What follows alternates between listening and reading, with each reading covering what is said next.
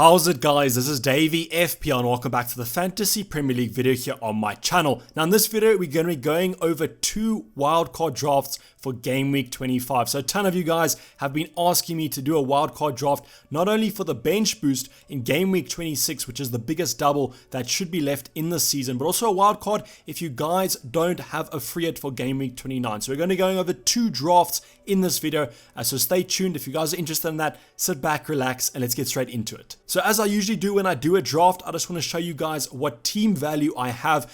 So there are not too many comments down below whether you're saying you have too much team value and what you should do, or if you have too low team value and what should you do. So one of the drafts here has a lot of money left in the bank, so I'm hoping that all of you guys will be able to afford it. But if you guys have a lot more budget than me, this is my current selling value, so not the team value, only my selling value. So this is what happens when I take every single player out of my lineup, and this is basically what they sell for. So 106 million, not too shabby there, just kind of happy that it's over that 100 mark, because the majority of the season it's been below that. But just do the same with your guys' teams, and obviously there might be some variation because I will be keeping players that I currently own that I bought quite a while ago, but this should give you a good benchmark whether you will be able to afford or not afford this draft. If you have a lot of money, as I mentioned, just go for any upgrades you do, please. There should be some good upgrades you can do, especially in the defense of some of these drafts. That should lead to hopefully some more FPL points. But let's get into the game week schedule. So the game week schedule has been taken straight from Ben Krellin's Twitter page. So shout out to Ben Krellin. If you don't know him, he's the guru for FPL double game weeks and blank game weeks. So you go drop him a follow on Twitter and basically just keep his tweets on notification, because he's always the first to drop news relating to the doubles and the blanks. But the game week schedule is going to be your be all and your end all of your wildcard draft. You guys should have this screen wherever you're doing your drafts. Maybe screenshot this or pause the video and monitor the situation with all these fixtures right now. The gist of it is that we do have a double that has been confirmed for game week 25, and that's the first big thing that I want to mention to you guys. So the double game week fixtures for game week 26, 27 and 28 have not been confirmed yet. The blank game week fixture for Spurs vs Aston Villa has also not been confirmed yet, but we're hoping that these fixtures are confirmed before that double game week 25 deadline on Friday this week. So the announcement should come around for these doubles and these blanks with the release of the March TV fixtures. And the reason why the TV fixtures are so important is they're going to release when the dates are for these specific game weeks and these specific fixtures. So that's going to give us enough indication of when the games are going to happen and in what game weeks. So keep your guys' eyes on that. It should be later in the week, but I will drop a tweet or a video announcing them. We might talk about them in the team selection or the preview coming up tomorrow or the day after that, or maybe we'll just cover it in the deadline with Davy's stream. In terms of your wild card, that's going to be your massive important value, because these fixtures haven't been confirmed yet. But the gold fixtures for double game week 26 have a likeliness of 95 to 99%, and I mean, if that's good enough for my exam, that's good enough for my game week FPL schedule. So I'll be rolling with these gold fixtures and just basically assuming that they are confirmed, and that's basically what our team's going to revolve around. So if you are using a wild card in game week 25, there's probably 2 situations. The first one is if you're using it to attack that double game week 26. The majority of those types of wild carders probably have a free hit for blank game week 29, which allows you to completely negate those game week 29 fixtures.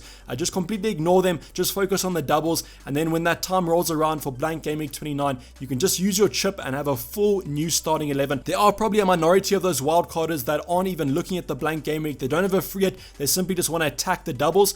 So if you are doing that, that could be perfectly fine for your own squad. I would just say that you then have to do a little bit more planning, because you got to use those free transfers to get an adequate at least side for blank game week 29. But maybe you don't think the fixtures in blank game week 29 are perfect at all, and you don't think it's going to be a high scoring affair, then you can simply just do that and roll with about 3 players in blank game week. I mean, it is your own team, you can do what you want. Then the second wild carders are those of you who kind of want the best of both worlds. You don't have a free hit for blank game week 29, you still want to attack the doubles, so you want to kind of get a share in the glory there. You want to still get some double game week 26 players, but you then want to confirm that you're going to have an adequate side going into blank game week 29. The amount of players for blank game week 29 is up in the air. I usually recommend about 8 players. If you want to go a little bit less than the full starting 11, that should be an adequate amount, but it is your own team, it is your own say. Maybe you want 9 players, maybe you want 5, it's up to you. So throughout this video, I'm going to be doing a draft for both sides of the wildcarders. For those of you who want to be bench boosting, and then for those of you who want to be a little bit more conservative, don't have the bench boost in double game week 26, but still want to get a good side for both double game week 26 and then blank game week 29. So the first tip and trick I'm going to be giving you guys that don't have a free hit for blank game week 29 is going to be to get a triple up of Aston Villa and Spurs. You don't have to get a triple up right now, but before that game week 29 deadline, I would recommend it. I think you do want to triple up on both these sides though, because not only do they have really good fixtures in double game week 26, which is a big pull for them, they also are the only teams that play in the double and also have a fixture in the blank. So I'll mention that Aston Villa Spurs game has not been confirmed yet, but it is expected to take place in blank game week 29, and that's basically what we're hoping for, because if that fixture does take place, it's going to be massively easier to navigate the blank without the use of any chip. So this is the first tip that I would give you guys, is to go for Aston Villa and Spurs options in your wildcard draft. They should be your main priority. First, settle on your essential options, and then filter in the Aston Villa and the Spurs options so that you can be prepared for the blank when it does arise. But as I mentioned, this is only for the no free hit gang. If you do have a free hit, simply ignore this tips and trick and just fast forward to the next talking point. So the next talking point we're going to be going over is who I consider as an essential option in your wildcard. So I've gone for 3 options here.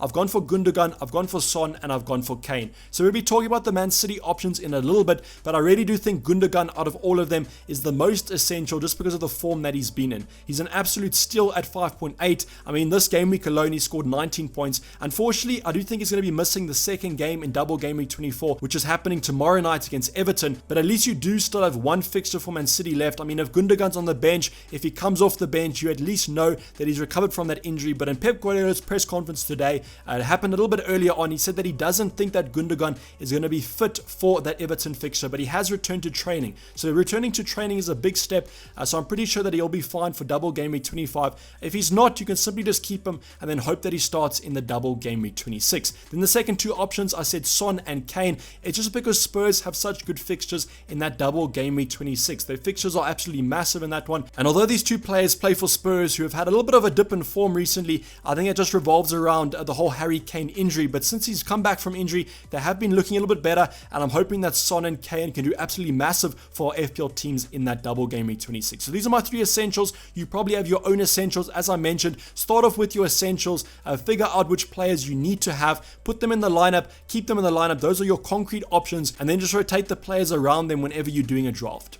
So now going on to the decisions, so I've grouped them into 2 categories here. We've got Salah versus Bruno, and then we've got the Man City options and the double game week 26 captain. So the first kind of decision you guys have to make is Salah versus Bruno Fernandes. Not a decision that you really want to make as an FPL manager, as both of these options can absolutely bang in any single game week. But the thing is, if you have Kane and you have Son, the majority of us can't afford to have Salah and Bruno as well. If you want to fit them all in your squad, you can do that, but you're probably going to fall short a little bit in your defense, midfield, or forward department, with those other options rotating around them. So Salah versus Bruno, my current consensus on this is that I am favoring Bruno a little bit. Does come in a little bit cheaper, but the one draft you'll see has a lot of money in the bank, so you could always upgrade Bruno to Salah. But I think with the form that Liverpool are playing right now, I don't really see much hope in that double game week 26. I think the double game week 26 fixtures for Liverpool are Sheffield United and Chelsea, and I think those 2 games are going to be quite tough, especially for Salah. But the thing about Salah though is that his stats have been absolutely great, even through this little bit of dip of form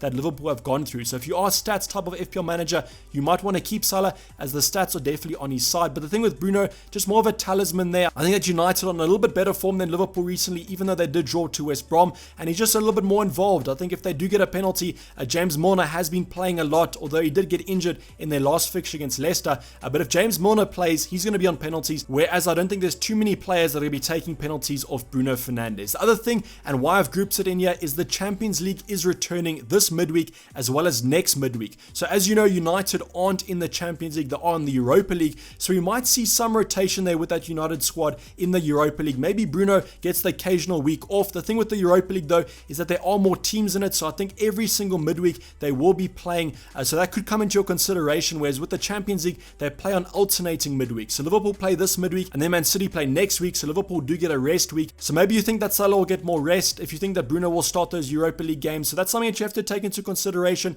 but I think it is quite close between the whole Salah versus Bruno debate, but currently I'm leaning towards Bruno. Let me know in the comments down below if you team Salah or team Bruno, or actually team both. So the next decision we're going to be talking about is the Man City option. So the big news coming out of today's press conferences is that Kevin De Bruyne is back in training. So that's an absolutely massive thing for us FPL managers, as Kevin De Bruyne might be the best option out of that Man City attack. I say might because the form that Gundogan is in, he comes in about half the price of Kevin De Bruyne. So I think I'll be leaning to him as being the best option and best value for money option out of Man City. But Kevin De Bruyne, just such a quality player, best player in the Premier League in my opinion. So when he comes back, we definitely have to turn our heads. So that's the whole thing with the Game Week 26 captaincy option. And why I wanted to mention this is that you have to look at double Game Week 26 and decide who you're going to be captaining if you are going to be wildcarding right now. My personal captain for Game Week 26 is probably going to be Harry Kane, but there could be those of you who are looking at a Man City option. And if you're looking at a Man City option, I would probably recommend Sterling or Kevin De Bruyne.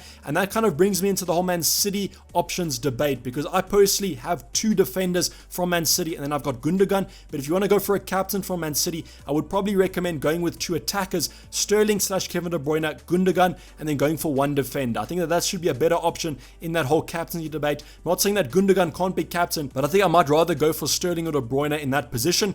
So that's just one thing that you have to take into consideration. So if you are looking at Kane or Son, you could get away with having a double Man City defense, but if you're not, then I would probably look at having a double Man City attack.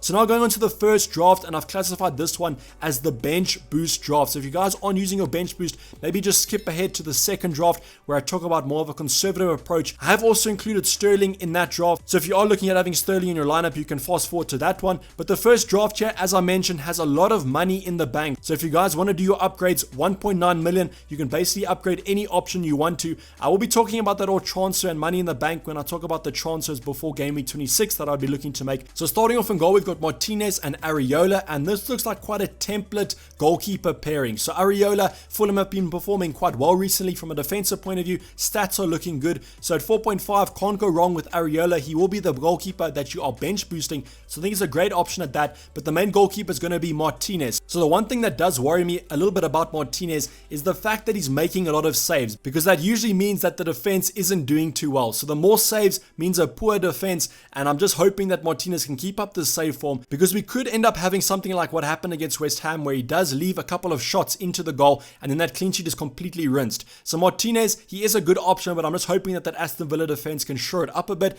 as then he'll be leading to more FPL points. So the one thing about this team is that you're probably looking at that Leicester defender and wondering who that is, but that's Umati from Leicester. So 3.9, great option there at fullback, but this heavily relies on Castagne and his injury. So currently Umati is leading that fullback position there just because of the injuries that Leicester have had to Justin and Castagne. So just monitor the situation with the whole Leicester defense. You could always upgrade him with some of the money in the bank there, but you just need him to play double Game Week 26. Then you'll perfectly slot onto your bench. Third bench position, doesn't have to play ever again. But I just currently have him in here to show you that you can get these nice budget enablers if you do need it, and that's why I've included him here. The rest of the defense consists of Luke Shaw, who's been in great form for United. I think he's got the highest chances created in the last couple game weeks from any FPL option. So I think you definitely have to look at him at a 5.0 price tag with a double game week for United. And then Cancelo and Diaz, don't have to really go into much explanation there. They are my double up of choice for Man City in the defense, because I just think they're a little bit more nailed. You could also go for John Stones if you need some budget,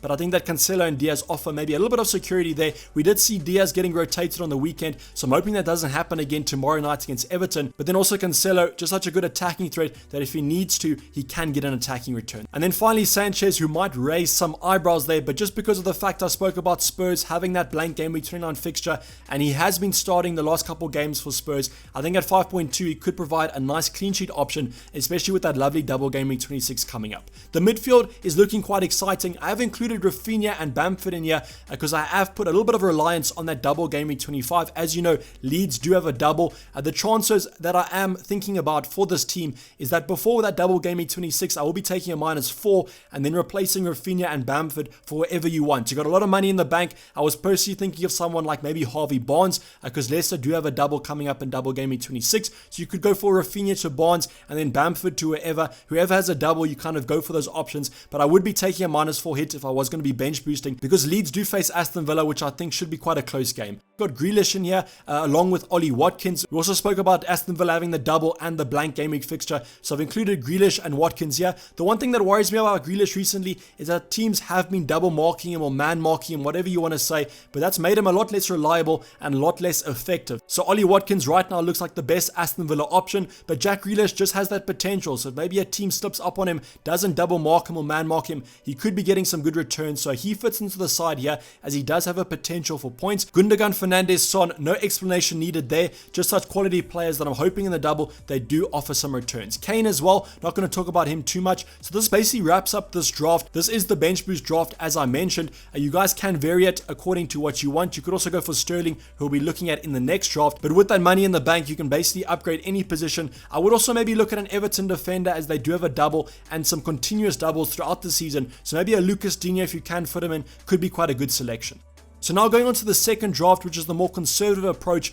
This is if you're not going to be bench boosting, and I have still included Rafinha and Bamford in here, and I'm basically only going to be talking about the options that I have switched out. So what I've done is I've gone for Grealish and Cancelo out, and I've brought Matt Target and I've brought Sterling in. So the reason this draft looks quite attractive is that Sterling can easily become Kevin De Bruyne when the time comes right. So maybe Kevin De Bruyne doesn't play game week 25, maybe he's only back for double game week 26, and you want to stick with Sterling for game week 25 and then swap him out. That's perfectly fine. You can do that. Remember, you are still benching options in double game week 26, so you can just bench your Leeds options. You have some free transfers to play around with, so Sterling could easily become Kevin De Bruyne. You just have to find an extra 0.1 somewhere in the bank, but maybe your budget is a little bit better than me. The new addition as well is going to be Burn from Brighton. So Brighton do have a single game week in double game week 26, but that doesn't mean that Brighton can't offer you some points. So in the upcoming fixtures, they have some really nice fixtures from a defensive point of view, so that's why I'm backing the Brighton defense after their recent resurgent form in that defense, and I think that some clean sheets could be on the offer there. He also does act as a fullback in some games, so you could also offer some attacking returns, but I think those clean sheets are basically what you're going to be looking at. But at 4.2, that's perfectly adequate. So this squad is the more conservative approach, but you can also use this as a template for a Sterling / Kevin De Bruyne draft if you guys do want to go for a double up in that Man City attack. So this is basically a wrap up the video, guys. Hopefully you did enjoy it. Please don't forget to like it if you did, and subscribe if you're new, have not subscribed yet. I'll be checking you guys for the preview tomorrow, and then the following day, the team selection, where hopefully I'll be locking in those transfer decisions going into our double game week 25 and our captaincy as well. I'll be checking you guys as well on my Twitter at Dayvy FPL, and I'll be signing off. It's been Dayvy FPL, and I'm out. Cheers, bye.